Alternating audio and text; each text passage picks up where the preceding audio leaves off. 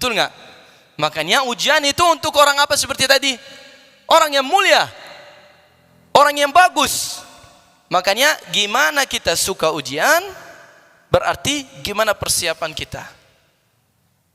Makanya masalah kematian.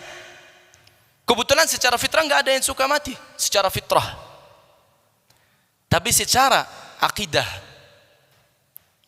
orang yang mau ketemu Allah Azza wa Jalla, cinta Allah, sehari-hari dia pikir sifat Allah. Lihat pohon yang baik, Allahu Akbar. Ini ciptaan Allah. Ini keindahan Allah di ciptaannya. Allah sendiri seperti apa? Sehari-hari dia begitu pikirannya. Rindu, kangen. Orang seperti itu mau ketemu Allah enggak? Pastilah. Kangen luar biasa. Kan sudah tahu enggak akan ketemu Allah di dunia. Makanya senang enggak kalau mati? Senanglah. Cuman takut apa? Belum siap. Banyak dosa. Maka di situ kita butuh persiapan, butuh taubat, butuh belajar orang yang sukses supaya apa? Sukses sepertinya. Makanya sekali lagi mungkin kita sedih belajar masa di Makkah.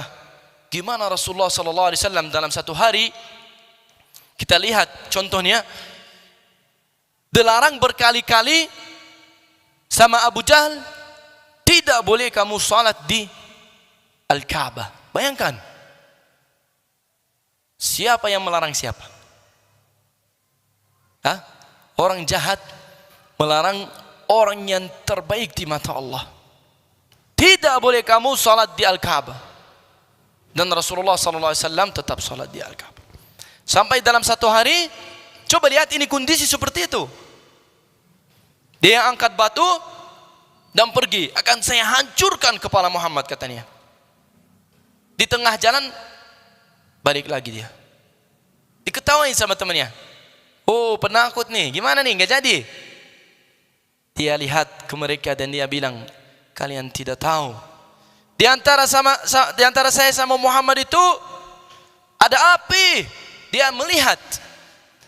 Jika Rasulullah ceritakan, Rasulullah berkata, kalau dia dekat lagi akan diangkat dengan malaikat secara terang-terangan.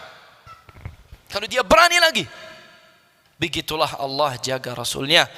Begitulah Allah jaga hamba-hambanya. Jangan takut. Tapi gimana kondisi di Makkah seperti itu? Sampai Rasulullah itu tidak bisa sholat di Al-Ka'bah. Kalau Rasulullah SAW tidak dibolehkan sholat di Al-Ka'bah, mau bolehkan siapa? Siapa yang lebih berhak sholat di Al-Ka'bah? Hah? Turunan Sayyidina Ibrahim dan Sayyidina Ismail yang mengangkat pondasinya Al-Ka'bah. Betul nggak? Tapi sampai begitu kondisinya. Sayyidina Suhaib Ar-Rumi jika mau hijrah, berhenti semua orang kafir. Hei, mau ke mana Suhaib? Mau hijrah. Suhaib dari negara Roma, dia bukan asli Arab. Dia hijrah, dia berjuang, dia bikin hartanya sendiri. Bahasa Inggris self-made millionaire, ya. Dengan keringatnya sendiri. Mereka bilang, kamu dulu datang ke sini orang miskin, mau keluar seperti waktu kamu datang. Jadi mau apa kata Sayyidina Suhaib? Mau harta saya? Iya, semua. Tidak boleh dibawa. Kalau saya kasih harta saya, boleh keluar? Boleh saja. Dengan senang hati, silakan. Kondisinya seperti itu. Mau enggak? Oh, sekarang di zaman kita terbalik. Orang siap jual agamanya dengan 5.000. Hah? Malah ada yang udah jual agamanya gratis. Ini dia jual hartanya semua supaya dia ikut hijrah ke Rasulullah SAW. Kondisi seperti itu perjuangan para sahabat di Makkah. Ini yang kita belajar dari 13 tahun di Makkah. Seperti tadi, saya tidak bisa kasih banyak detail karena sejarah Rasulullah itu sangat mahal dan sangat luar biasa. Tapi kita sekali lagi apa? Ajak cinta, ajak belajar, sampaikan, lakukan. Kalau betul-betul mau ketemu, karena kita tetap ketemu. Tetap kita kumpul di hari kiamat. Tapi ada orang yang sudah siap-siap dari sekarang. Harus sudah siap dari sekarang. Siap apa? Siap ketemu Rasulullah sallallahu alaihi wasallam wajhan li wajh, muka ke muka, face to face. Seperti tadi saya bilang, kalau melihat Rasulullah mau ngomong apa? Mau bilang apa? Sudah siap enggak? Ada orang namanya Abdurrahman As-Sumit dari negara Kuwait. Dia sudah bangunkan, sudah meninggal dia. Dia sudah bikin ratusan yayasan, masjid ribuan. Baca nanti di Google, Abdurrahman As-Sumit. Dia bangunkan lebih dari 1.500 masjid. Bukan di kota, bukan di negara bagus, di pelosok di Afrika. Orang yang masuk Islam karena dia, katanya di Google malah ada yang sebutkan 10 juta orang. Bukan dari saya, dari Google. Cari sendiri nanti. Saya mau nanya kalian, jika kita hari kiamat datang, orang tersebut datang juga, betul nggak? Gimana? Apakah respon Rasulullah sama?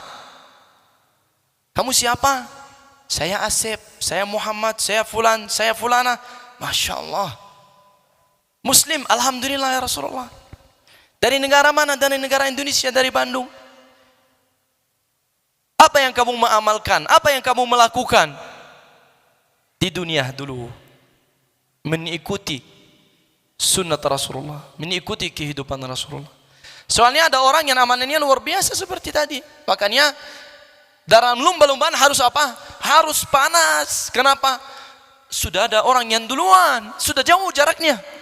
Sudah ada Abu Bakar, sudah ada Umar bin Khattab, sudah ada para sahabat, sudah ada para tabi'in, sudah ada para ulama yang mengkorbankan semua hidupnya.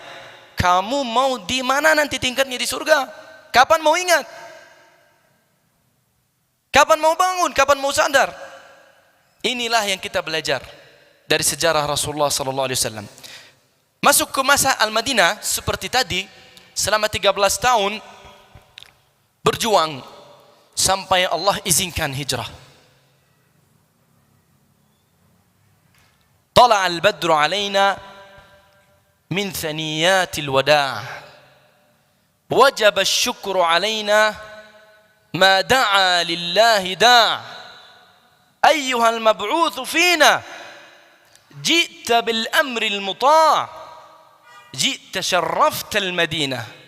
Marhaban ya khairada. Begitulah ahli Al-Madinah menerima Rasulullah sallallahu alaihi wasallam. Malah dalam sejarah dari mereka pas dapat berita, setiap hari ditungguin. Setiap hari. Sampai keluar, enggak nunggu di rumah enggak kuat. Bagaimana seorang kangen ya nunggu di rumah? Bayangkan kita ada orang yang kita sangat senang, sangat kangen, kita tahu dia datang, kita nungguin di bandara atau nungguin di tempat bis atau di mana, betul nggak? Nggak kuat tunggu di rumah. Keluar setiap hari di ujung kota Al-Madinah nunggu sampai siang panas nggak kuat, udah pulang dulu. Begitulah tiap hari. Begitulah orang yang cinta Rasulullah. Kita sekarang sudah ada Rasulullah.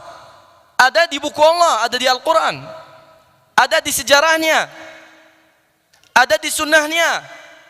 Harusnya sudah ada di harian kita juga. Harus kita juga ucapkan tala al-badru alaina setiap hari di amalan kita. Setiap hari kita belajar sejarah, setiap hari kita belajar sirah nabawiyah, belajar hadis, belajar Quran dan ngajar.